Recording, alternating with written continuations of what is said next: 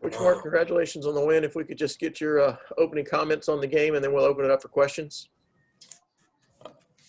Yeah, really sloppy first half. Felt like I was in an extra innings baseball game because it went forever, and we weren't scoring points, that's for certain. Got a long way to go to get where we need to go, but I want to be positive about the second half and what the guys were able to do, get a little energy and juice. I thought we were very stagnant and just undisciplined penalties, and every time we had something going, we'd shoot ourselves in the foot. It was either a 15-yard penalty, 10-yard penalty, or a turnover, and you can't win football games doing those things. So I am proud of the way they were resilient second half. I thought our special teams played really well. Give a lot of credit to Arkansas's defense. They gave us some problems, but we've got to improve and get better. My bad. Our first question tonight will go to Seth Emerson. Hey, Kirby. I'll start with the quarterbacks. Can you take us through the decision to bench Dwan and put in Stetson, and where this leaves you going forward? Yeah, we were on the headphones and we talked and said we were struggling offensively. We didn't have a lot of rhythm and felt like we needed to change some things up. I don't know how many drives we were into with Dwan. It felt like 5, maybe 6. I don't know how many total it was before we went with Stetson. But, we just thought it would give us some energy. There's some things he can do well, and he's different than Dwan and in some of his experience. And it gave us a spark. It helped us out. He's very decisive with the ball. He makes good decisions. He understands what the defense is trying to do to him. So getting to watch them defensively a little bit, I think, helped him. And right now going forward, we'll decide this week how we're going to go forward. I think we got to go back and watch the tape. Not all of those things that went wrong were Dwan's fault. I know a lot of people will blame Dwan or fans, media, whatever, but at the end of the day, it's on all of us to get it right. And not all of those were bad decisions, and not all of those were bad throws. He made some good throws. But we got to get better, that's for sure. Next question will go to Mark Weiser.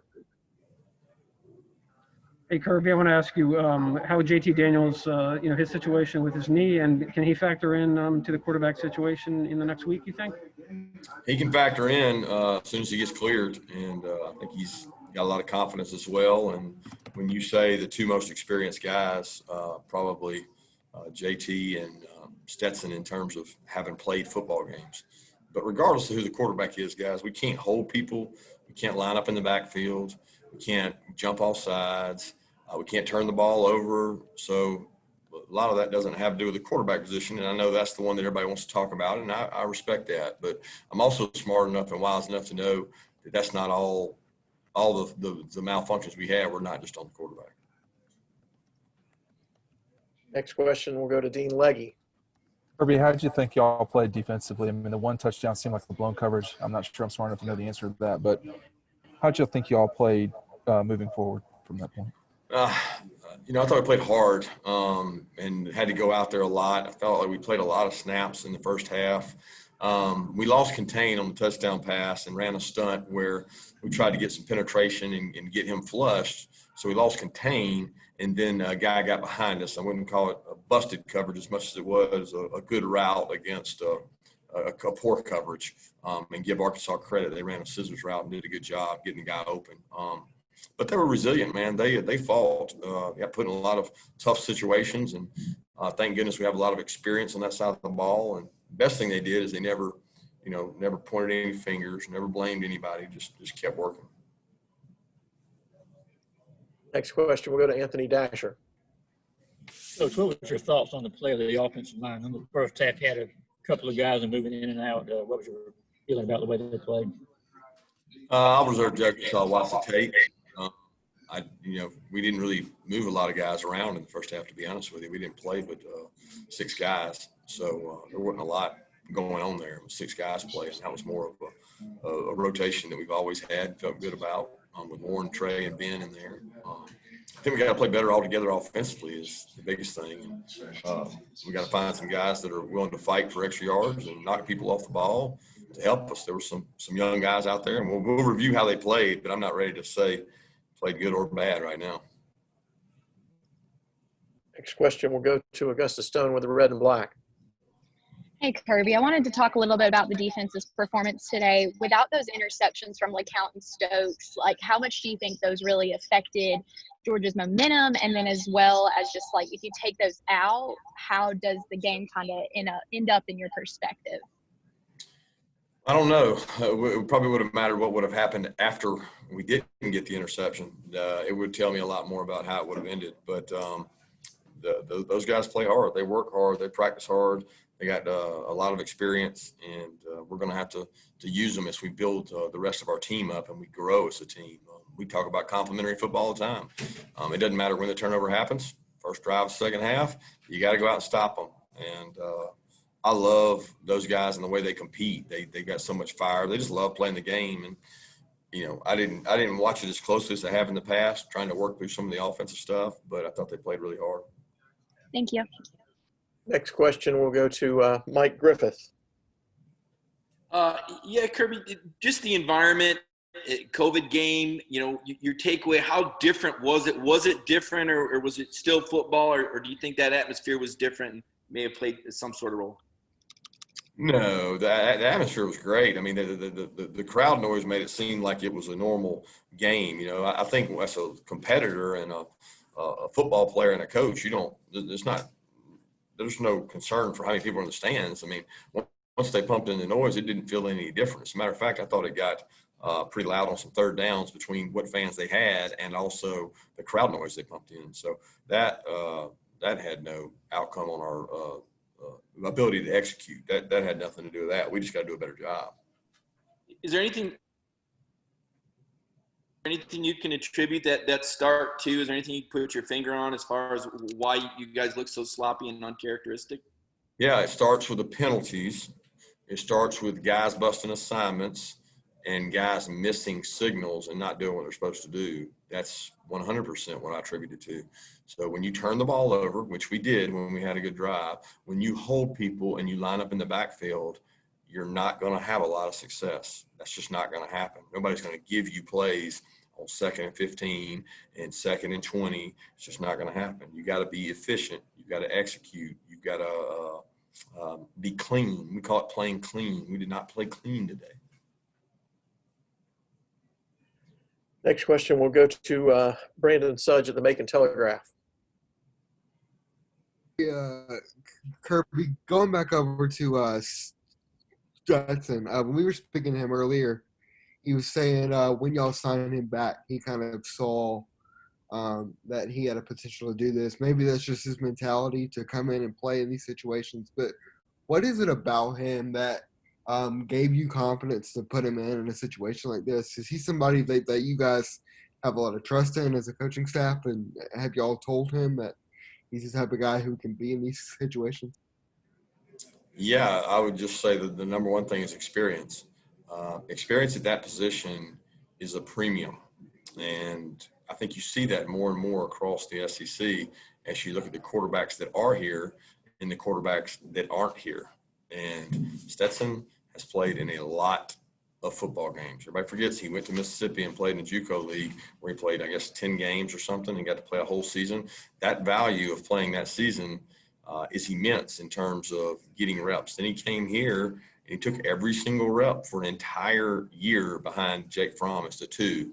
So we knew, we felt comfortable with what we had in Stetson in terms of all his reps he had taken. Stetson, unfortunately, did not get a ton of reps in minicamp leading up to the first practices. He has not gotten a ton of reps. But we understand that he prepares himself the right way without taking the reps. And he did a good job of showing that today when he went in and was able to execute the game plan. Next question goes to Chip Towers. Yeah, Kirby, I know you know Stetson's story better than anybody, but, knowing that you've got a lot to fix and another game to prepare for, is there any sense of satisfaction that just this kid from South Georgia got to come in and rally his team from behind to a victory? I wouldn't say satisfaction because I'm disappointed in our performance. You know what I mean? Like, I'm proud and happy for Stetson. I wouldn't take that moment away from him. No way in the world, because he did a great job and he rallied the guys around him. And I think they saw his competitive spirit, on some of those scrambles and the 2-point play. And And that's the juice we needed. He gave us the juice we needed, and he's a great competitor. You know, I spent a whole year with him on the scout team. The 1 year he was here, and you got to see the guy very composed, very good poise. Next question will go to Dudley Dawson. Coach, obviously, you know Coach Pittman very well. To get his first head coaching job here and get out there today. Just what did you see from his team and you know the fact that he's got a rebuilding effort to do? Well, we talked for the game, and his kids believe, and I know from trying to start the program at Georgia, it starts with that fight and competitiveness. I respect the way his team played and competed right down to the wire. I love the fact that he was trying to fight and compete at the end to score, call timeouts. I got a lot of respect for that because the kids, they need that opportunity. You know, I mean, we're only guaranteed 10 games, and those aren't guaranteed in the pandemic we're in. So you better enjoy it and go play, and they competed throughout the game. Thanks. For our next question, we'll go to Eric Bolin with the Associated Press. Hey, Coach. So coming back around on Stetson, did you feel like it took him a while to get comfortable? I mean, I don't want to say you maybe second-guessing that decision or whatever with DeJuan struggling, but how long did it take until you really got comfortable with what he was doing out there? Stetson? Yes. Oh, I mean, I was comfortable with Stetson. I mean, I'll be honest with you guys, I got a lot of confidence in all our quarterbacks, and I actually still have confidence in DeJuan. We didn't execute well. It's not all DeJuan's fault. We did that to try to inject some energy. You do that sometimes to try to get some enthusiasm. You change up backs, you change up wide receivers, and probably no greater position than the quarterback where you have to provide some energy if it's not going the way you need it to go. And fortunately, Stetson was able to do that. But it wasn't like we had to kind of walk Stetson into it. I mean, he takes reps in practice. He functions in practice. He functioned in scrimmages when we had our scrimmages. He does a good job of leading the offense. He did that a couple years ago in a spring game where he went down and did some good things. Our next question will go to Jake Rowe. Kirby, obviously you guys saw a lot out of DeJuan, enough to start him today. What do you think was kind of his issue? I know you said that it's not all on him. What do you think was it nerves? Was it inexperience that kind of struck him? And then how do you kind of deal with his confidence and ability to bounce back from that?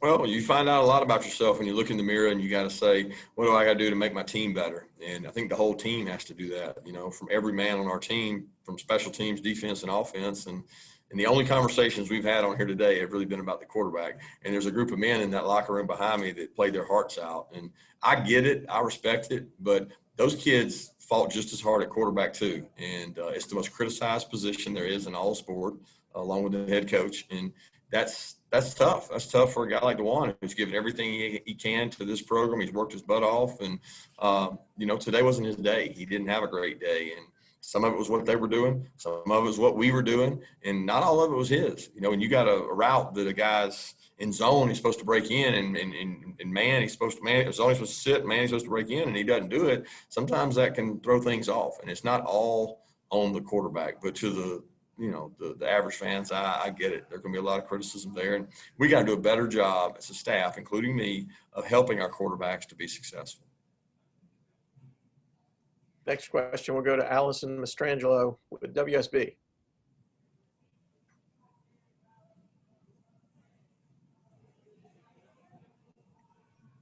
Hey, Coach, going into next week, what is, there's a lot that you have to look at the tape, but right now, one thing that you really want to improve on going into your second game of the season with this team? Just execution, no dumb penalties. You're going to have some penalties, aggressive penalties, I call them all the time. We had 2 face masks that were really critical and hurt us.